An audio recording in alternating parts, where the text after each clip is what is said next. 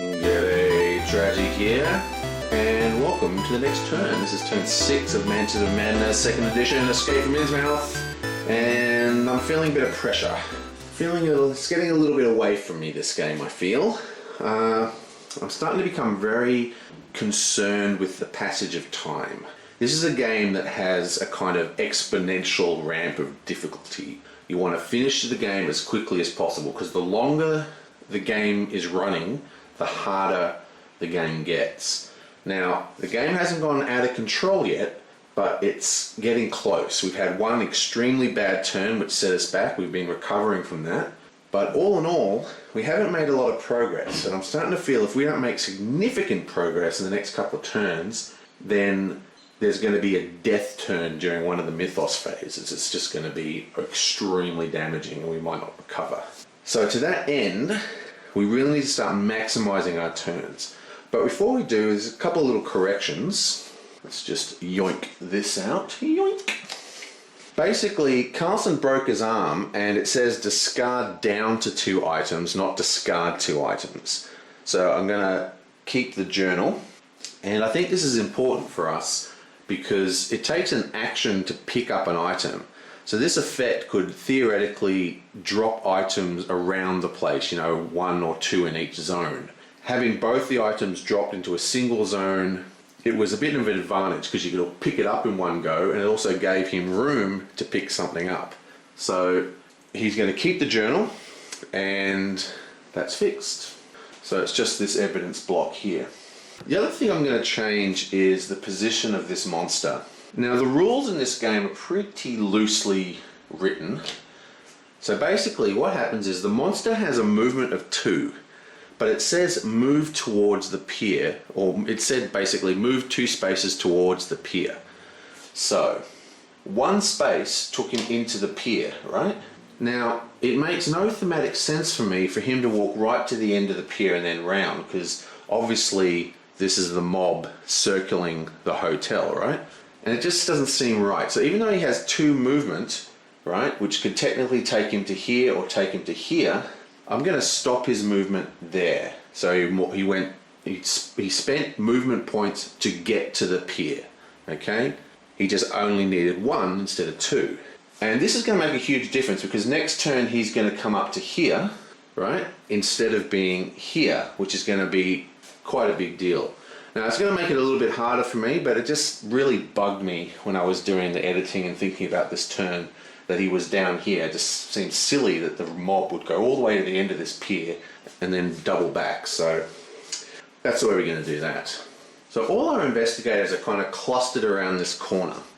And I think this is where we want to be, okay? This is the bell tower, which will signal the boat. This is the lamp that allows the boat to arrive. I'm expecting the boat to arrive in this suspiciously empty area, or it'll arrive here. The point is the boat's going to turn up. But before we can do any of that, we need to find the missing, the boat guy's got a mate, somewhere around there we still haven't found. Now I think he's in this space here, and we need the lamp to get in there. Also, there's a single exploration token we haven't gone through, and this is in darkness. That was in darkness as well, so we need a lamp to get in there. So we need the lamp, and there's fire going on here. All the way down here, the whole side of the building's on fire. Now, I think our best chance for winning this game is Rita, okay? Rita has a movement of 6 movement points if she uses both her actions for movement, which means she can get pretty much anywhere on the map from anywhere else on the map. So we need to get her the light source, and we need to get her the fire extinguisher so she can run around and do all this stuff. Both those items are currently being held by Dan Simmons, he's like the MVP. I think that's because a lot of the tests have been observation tests. They seem to be the common test. He's basically been succeeding at every test. But we want to give, and he's also got the fire extinguisher, and he's got the key, and he's got the lamp. So he's got like all the good stuff. So we want to give the lamp and the fire extinguisher to Rita, and then she can run around and get things done. Meanwhile, these guys here are going to hold the fort and try and keep this side of the map covered. So that's our plan for now. We're going to start with Carson. He is going to use his power action, and basically it says another investigator in range may activate an action of their own. He's going to use that ability on her, and she's going to move one space towards him. That's his first action. And for his second action, he's going to go one. The second action. Actually, let me think. 1, 2, 1, 2, 3. Yeah. So if the mob moves, he's going to move 1, 2. So that's 1, 2, 3 into that space. So I think his best bet. We don't want him to actually pick up anything. Yeah, so I think for his next action, he's going to go 1, 2. And that should get him out of range of the mob, which is going to end up in this slot. For our second movement, we're going to have the father.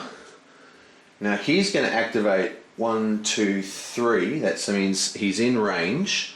And there's no rules about going around corners for range as far as I can determine. It's just 3 non-obstructed spaces. So he's going to activate his ability, and we're going to focus our sister. And then his next action is going to go 1, 2 into here. Now Simmons is going to go 1, 2, 3, 4. That's both his actions. And now we're going to do the fun action. Our priestess is going to cast Shriveling and attack our maniac. Okay, so Shriveling is a ranged spell. That's what little gun means. It does 3 damage. So we just need to cast Shriveling. Shriveling, speaking the arcane words causes boils and burns to appear on the enemy's flesh. It has a damage of 3, which is huge. So even after all that talking about moving quickly, basically we did nothing this turn. We're just going to attack the monster. So let's open up the thing. We're going to click on the maniac.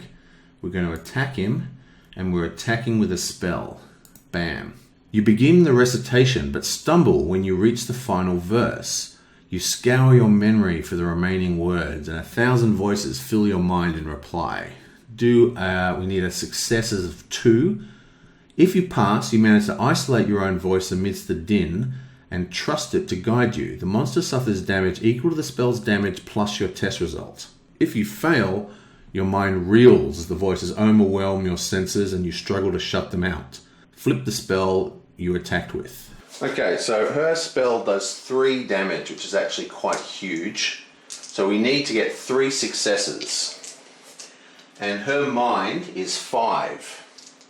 1, 2, 3, 4, 5. And remember, we have focused her, so we have quite a good chance of doing this. We need 3 successes. Come on! Boom! We get no successes. But look at that, we have 4 little investigation icons, which means we can discard focus, which says you may discard this card to convert all investigation icons to success icons while resolving a test. So we'll just discard that. This becomes a success, a success, a success, a success, 4 successes, whatever.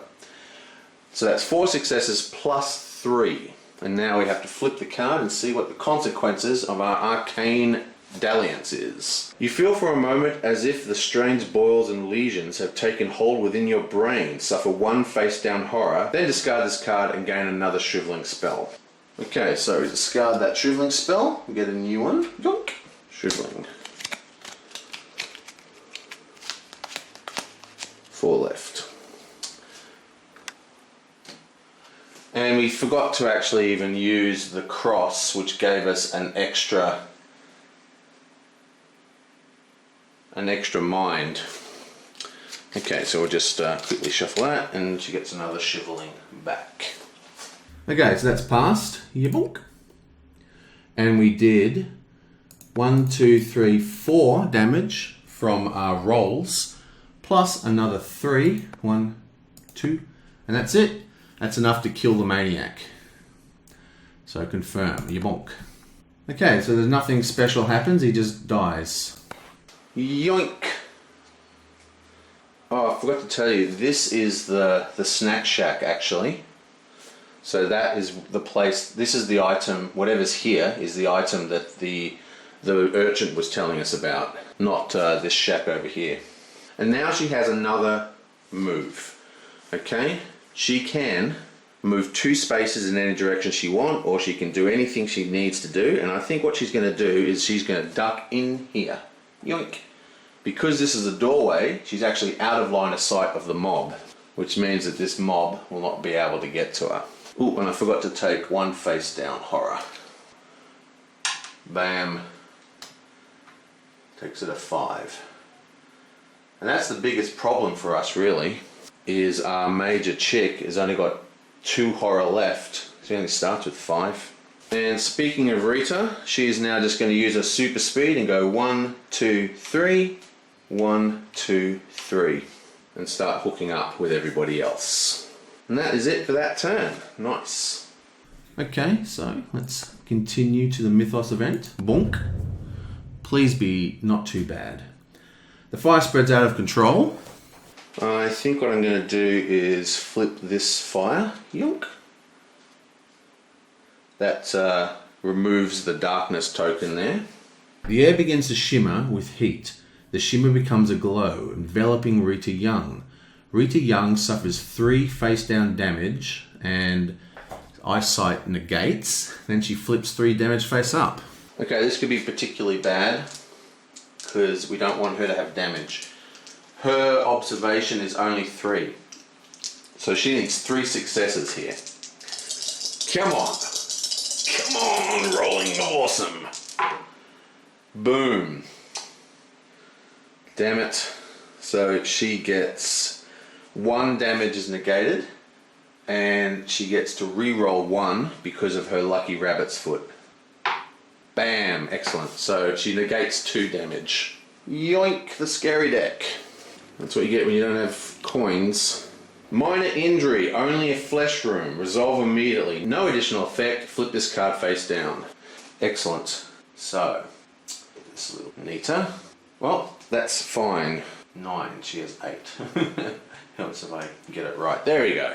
Okay, that could have been a lot worse. Continue. The Innsmouth mob moves 2 spaces towards the beach. Anyone in the path, blah, blah, blah. As suspected, the mob now goes 1, 2. No investigators within range. As the Innsmouth mobs continues its rampage, one of their numbers slows to a stop, looking curiously about for signs of your presence. Spawn a deep wide hybrid in the Innsmouth mob's space. Okay, not good. We just got rid of the maniac. The deep wide hybrid moves 2 spaces towards the nearest investigator, then attacks the investigator in its space with the highest, whatever that is, agility. And he goes 1, 2, but does not get there. No investigators in the space. Yabam. Each investigator must resolve a horror check against the monster within range with the highest horror rating. All horror checks have been resolved, blah, blah, blah. Now the reason why we ducked her in there is because range does not go through doorways. So the only person in horror range is Simmons down the back with his camera looking at the deep one. So let's come over here and do the horror check. Resolve a horror check. Yabba. The hybrid's eyes roll upward and seems to be lost in some horrible thought. A long trail of green fluid drips from his mouth. Suffer 1 face down horror and mind negates. Okay, so that's not too bad. How much mind has he got? He has 3, so that's not too great either. Okay. We need 1 success. Yabam! There's 2 successes. He's not too horrific. Boom, continue. And that is the end. Boom, quickest turn on record. End the mythos phase. Well, despite my want to actually increase the speed of my movement through this game, I've actually seemed to have gone even slower this turn. This guy here really screwed up my plans. See, imagine if that guy wasn't here, right? All my dudes would be able to get out of, so his next move would go 1, 2, right? So all my guys would be able to get out of range. He'd be able to go 1, 2, 3, 4. You know, this guy would be up because, you know, he gets the extra turn. But I think we made some bad decisions, and this guy getting spawned compounded those things. So we're in real trouble of having the mob catch up with us. So we really need to figure out what the hell we're going to do next turn. We might be able to do evade checks. We'll see what we're going to do next turn. But we need to get the hell out of Dodge because we don't want to get trapped by this mob. Okay, well, that was a quick turn, and yeah, didn't feel like we did a lot. I'm really starting to get this feeling of time. I feel like, for some reason, I feel like this mob is a turn tracker, right? I feel like it started down here, right? And I figure it moves at 2 spaces a turn. I feel like once it does a whole circle of the building, then the game's going to be over. So I don't know why. Anyway, the point is, I'm kind of worried that we're not going to get this done. We really need to speed things up. I reckon if we have 1 or 2 really good turns, once we could turn it around, because basically, as soon as Rita gets the fire extinguisher, she can come out this door, put out this fire, and this fire with the fire extinguisher, and then jump in here, activate this because she'll have the light, and then run this way. Meanwhile, we'll have this lit next turn, and with any luck we'll even have the bell rung, but I might need to forgo ringing the bell because I might need to do some fancy shenanigans to get everyone out of Dodge. Okay, well, that's that. I will see you guys next time.